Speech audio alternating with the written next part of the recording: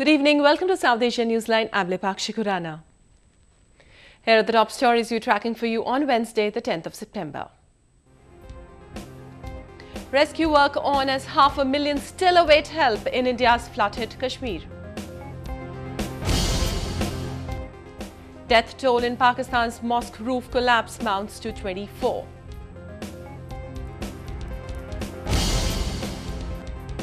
And Indian version of Ice Bucket Challenge becomes rage on social media.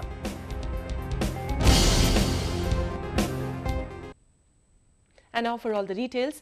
Floodwaters have started receding in India's northern Jammu and Kashmir, but hundreds of thousands are still stranded across the flood-ravaged state. In a massive multi-agency rescue operation aided by the Indian Army and Air Force, nearly 50,000 people have been rescued so far. A report.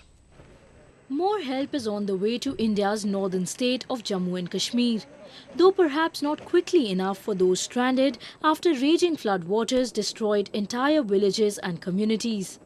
More than 500,000 people are still waiting to be rescued from rescue camps and damaged homes in the worst affected parts of Srinagar city and South Kashmir. Aerial surveys show thousands of residential houses have been submerged below the floodwaters. Elsewhere, hundreds of locals and tourists have been trapped for days without food and water. People have also started to panic, unable to contact their families after the collapse of communication networks. हमने एक दिन हम यहाँ पे रुके, उसके बाद से सारा फ्लडिंग स्टार्ट हो गया, सारे कनेक्शंस टूट गए, सब जगह फ्लड आ गया और यहाँ से हम किसी से बात नहीं कर पा रहे, बिल्कुल हम टोटली कट हैं। गवर्नमेंट कुछ कम से कम गवर्नमेंट बोर्ड भेज सकती थी, बोर्ड से लोगों को निकाल सकते थे, कोई पूछे तक नहीं आया, कोई पानी नहीं, मुआवजा तो कुछ नहीं किया, दवाई का अरेंजमेंट कुछ नहीं था हमारे पास। The armed forces and teams of the National Disaster Response Force have stepped up rescue operations after the weather improved. Air Force choppers and transport aircraft are making non-stop trips to airlift people and have been bringing equipment and relief material, including food, medicines and bottled water. हालात गंभीर हैं, इस चीज़ से इनकार नहीं किया जा सकता। हर कोई मिलके इस कोशिश में है कि कितना ज़्यादा हम लोगों तक पहुंच पाएं। इसमें army, air force, NDRF, police, CRPF, BSF, civil administration सबों की एक ही एक कोशिश है कि ज़्यादा से ज़्यादा लोगों तक पहुंचा जाए, ज़्यादा से ज़्यादा लोगों को बचाया जाए और ज़्यादा से ज़्यादा लोगों को रिलीफ पहुंचाया जाए। The Indian Army and the state authorities are also working overtime to restore access to affected areas. Floods and landslides have damaged roads, bridges and telephone lines, which have further dampened rescue operations. Prolonged monsoon rains in the past week have led to the worst floods to hit India's Jammu and Kashmir region in 60 years. But even as the floodwaters recede, the number of casualties is likely to rise as the actual state of damage is revealed. Avneet Arora for South Asia Newsline in New Delhi.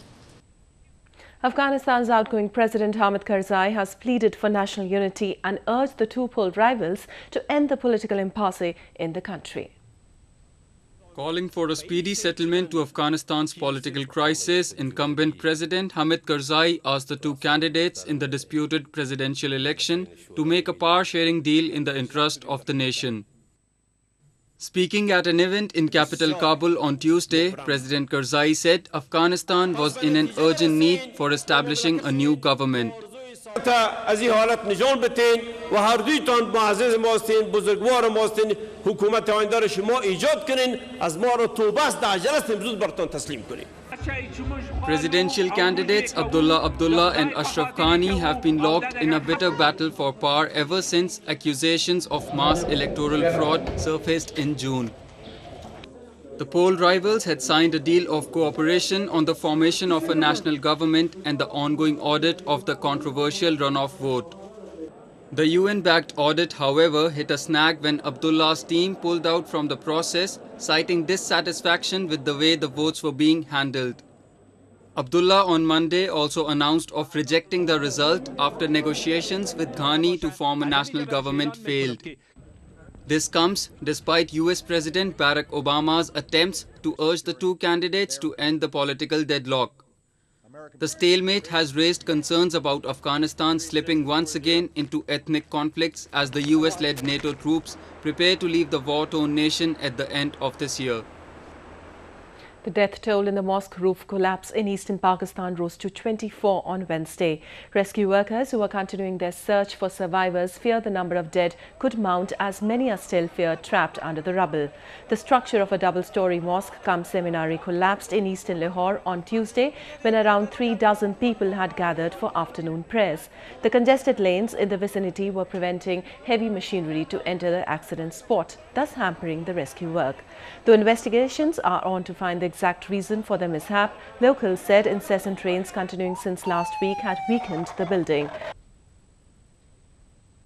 On to some other development now. Al-Qaeda may have shot back onto headlines recently by announcing a South Asia wing, but counter-terrorism experts believe that it was an attempt by the militia to project itself as a force, which is still relevant. Al-Qaeda Supremo Ayman al-Zawahiri's video last week announcing a branch to focus on South Asia created ripples around South Asia and the world. But security experts said the video has nothing new to offer and it is following the same lines as the previous ones by the militant outfit. And there has been a progressive movement within Pakistan of many India-directed groups like the Lashkar-e-Taiba, the Indian Mujahideen, the Jaish-e-Mohammed, the Harkatul-Jihad Islami. All of these groups have had long-term connections with the Al-Qaeda leadership. So I do not see any dramatic shift or change in this new announcement.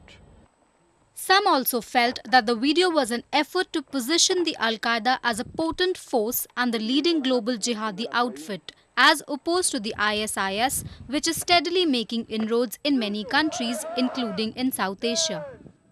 But many in India said the people have rejected the call made by the Al-Qaeda.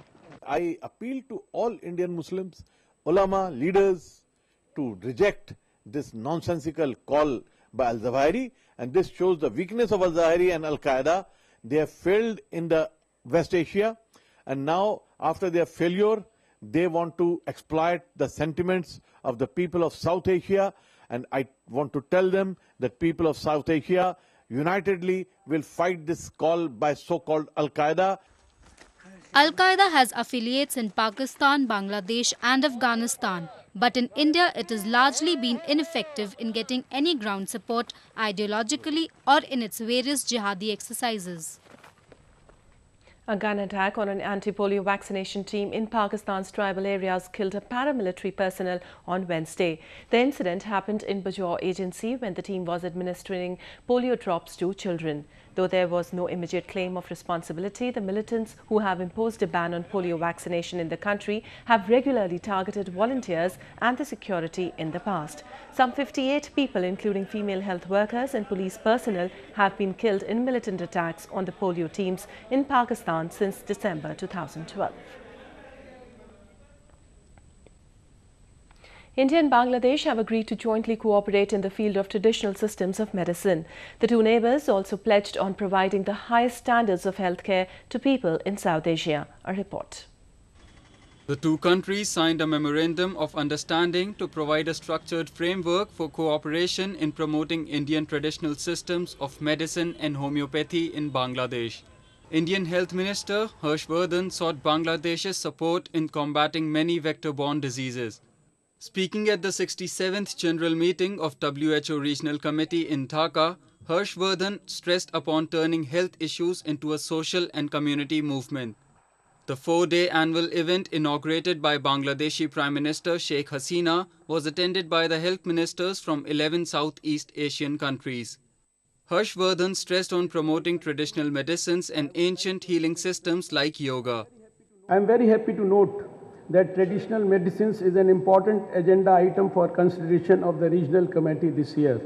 We are also delighted that we are going to sign an agreement today with Bangladesh on cooperation in the field of traditional medicines. The member countries adopted the Dhaka Declaration to review health development in the region to identify challenges and provide policy direction for future action. Pointing towards India's triumph over polio as an illustration of the power of belief, Harshvardhan confirmed New Delhi's unequivocal support to the bilateral deal.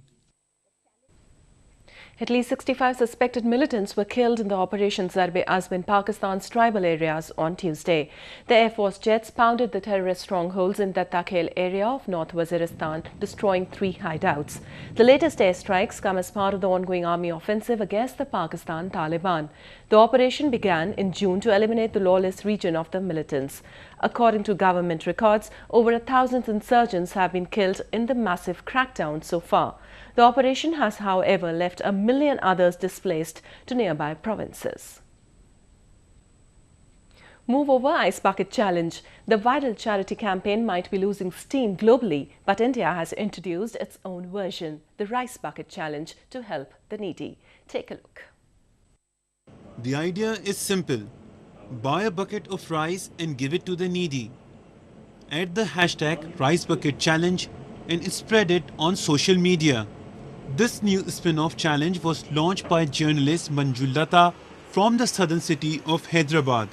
She says it's important that rice, the staple food of India, be part of this charity challenge.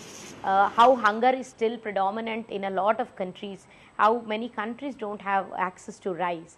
So I think that's when I was looking at Ice Bucket Challenge and I'm doing stories on rice and hunger, I think the Rice Connect came through.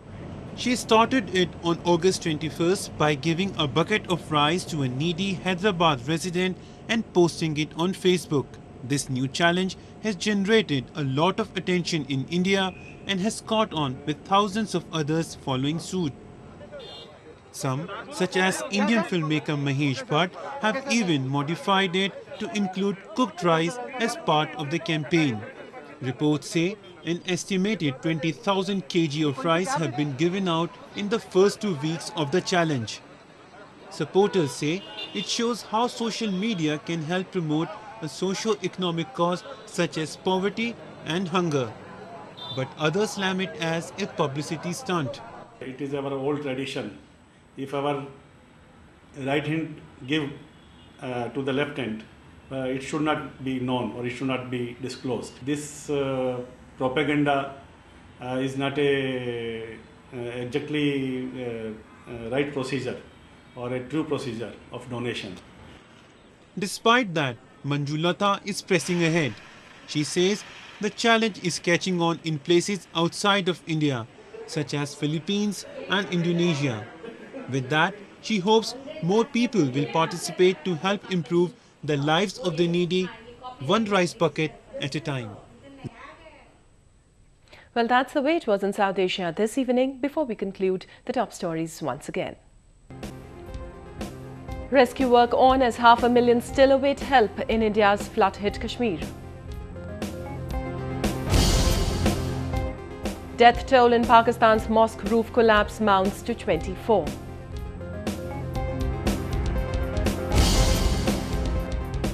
And Indian version of Ice Bucket Challenge becomes rage on social media.